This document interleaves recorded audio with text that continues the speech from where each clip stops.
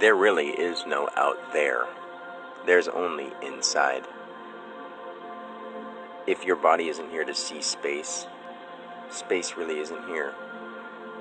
If you think that you're going to be a bug or an animal or a tree or plant in your next life, then that means your brain believes that the earth is always going to be the earth, and you're always going to come back to a place where there's dirt and grass and trees and sun and light and dark and all those things that we see to be definite facts are only there because basically all brains of all living things are connected, and whatever they think becomes a physical reality.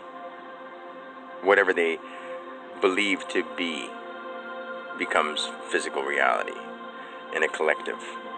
When there was nothing to think, there was nothing. When things started thinking, things started sprouting from dark and light to dust and particle matter, and then more things had the option of thinking, and those things had the options of thinking, and those things had the options of thinking, and mixing with other things that other things thought that turned into new things, which that may have been quick, but it should make sense.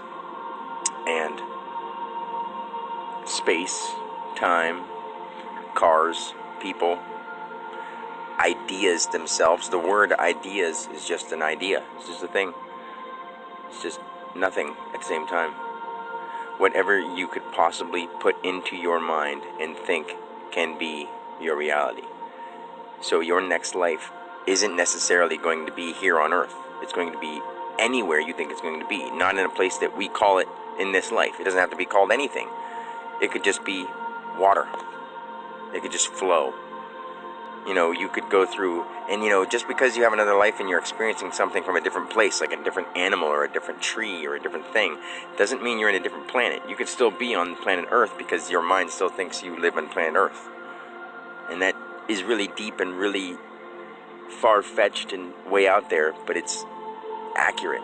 It's better than any version anyone else has ever given you. If you think that reincarnation means you go back into, we see dirt and we see ground and we see people and we see life and family in those situations, but that's nothing. None of those things are even there. It's you learning consciousness so that you can become your universe. You can become a universe. That's what you're doing. As a person, you're a little seed.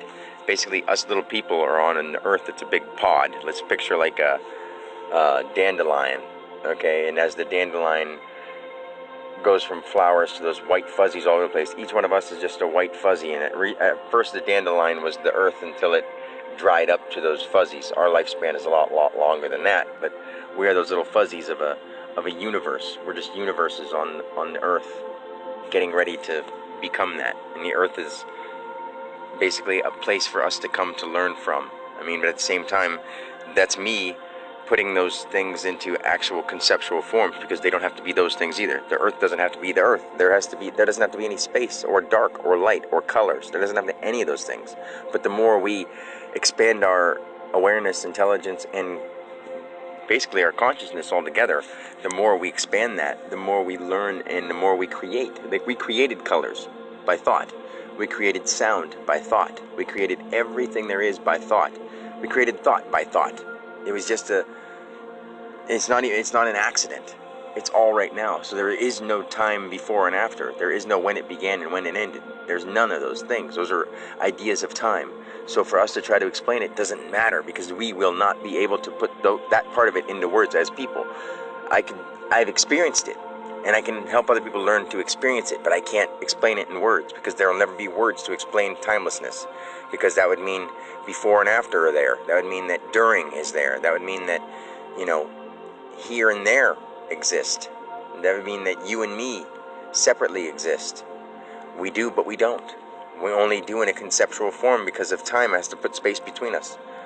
It's amazing and so hard to understand, but it's the reality of it all.